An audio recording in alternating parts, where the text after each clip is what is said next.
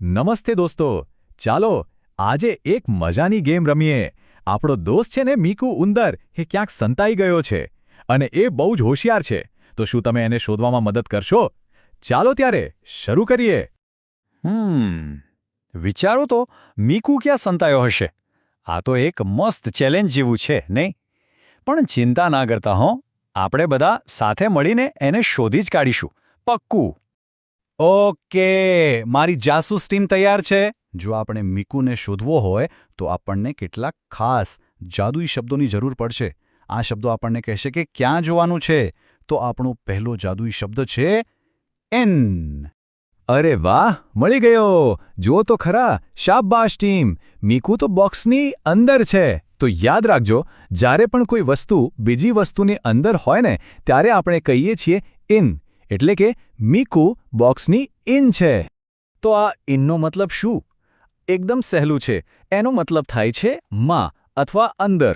જેમ કે આપણું મીકુ પેટીની અંદર છે, બરાબર ને? એટલે જ્યારે એક વસ્તુ બીજી વસ્તુની અંદર હોય ત્યારે આપણે આ જાદુઈ શબ્દ ઇન વાપરીએ છીએ. કેટલું સહેલું છે! ચાલો હજુ એક ઉદાહરણ જોઈએ એટલે બરાબર પાક્કું થઈ જાય. આ જુઓ, મસ્ત મજાનું સફરજન. ક્યાં છે એ? હા, બિલકુલ સાચું. એ બાસ્કેટની ઇન છે, એટલે કે બાસ્કેટની અંદર.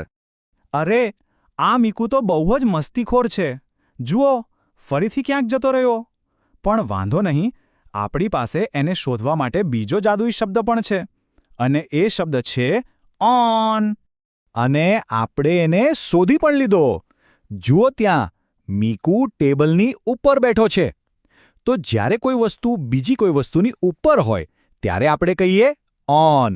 મીકુ ટેબલની ઓન છે. તો હવે સમજાઈ ગયું? ઓન એટલે ઉપર, આપણો જાદુઈ શબ્દ. જ્યારે કોઈ વસ્તુ બીજી વસ્તુની સપાટી પર હોય, જેમ કે ટેબલ પર કોઈ ચોપડી હોય કે પછી આપણો મીકુ હોય, ત્યારે આપણે ઓન શબ્દ વાપરીએ છીએ. ઓહો, ચીઝ! આ તો મીકુનો ફેવરેટ છે. અને જુઓ તો, આ ચીઝ ક્યાં છે? હા, એ ખુરશીની ઓન છે, એટલે કે ખુરશીની બરાબર ઉપર. હા, આ મીકુ તો સંતાકુકડી રમવામાં એક્સપર્ટ છે. ફરીથી ગાયબ. પણ આપણી પાસે એને શોધવા માટે એક નવો જ જાદુઈ શબ્દ છે, અને એ છે અંડર. આર્યો, પેલો નાનો શરારતી! જુઓ તો, કેવી મસ્ત જગ્યાએ સંતાયો છે.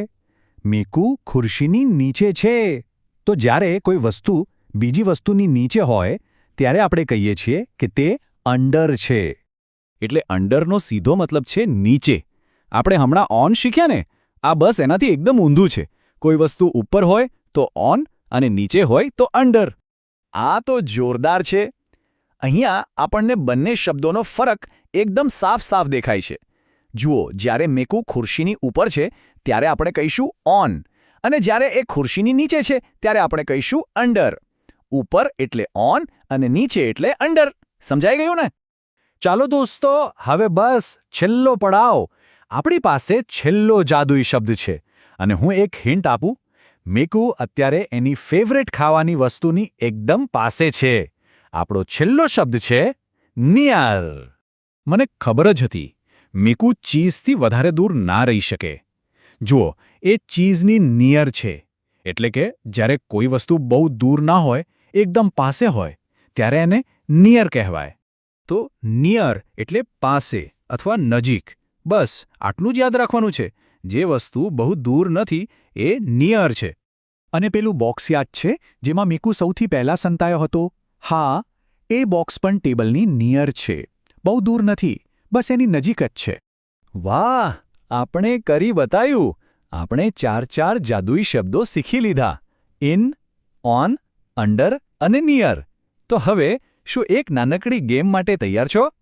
ચાલો જોઈએ કે આપણને કેટલું યાદ રહ્યું. ચાલો તો આ રહ્યો પહેલો સવાલ. આ ચિત્રને ધ્યાનથી જુઓ. મીકુ ક્યાં છે? શું એ બોક્સની આઈએન છે, ઓન છે કે પછી અંડર છે? વિચારો વિચારો. એકદમ સાચું. મીકુ બોક્સની ઓન છે. અરે વાહ, તમે તો બહુ હોશિયાર છો. ચાલો બીજો સવાલ. હવે આ ચીઝ ક્યાં છે?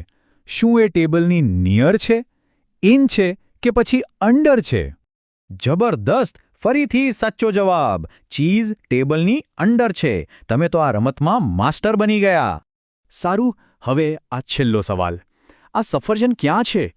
શું એ બાસ્કેટની ઇન છે કે પછી નિયર છે? અને એનો જવાબ છે IN. વાહ, તમે તો બધા જ જાદુઈ શબ્દોના એક્સપર્ટ બની ગયા. હવે એક મજાનું કામ કરવાનું છે. હવે તમારે જાસૂસ બનવાનું છે અને પોતાની આસપાસ જોવાનું છે. જુઓ તો, એવી કઈ વસ્તુઓ છે જે બીજી વસ્તુઓની IN, ON કે અંડર છે? આ ગેમ તો ગમે ત્યાં રમી શકાય. તો ચાલો, મીકુને શોધવામાં મદદ કરવા માટે તમારો ખૂબ ખૂબ આભાર.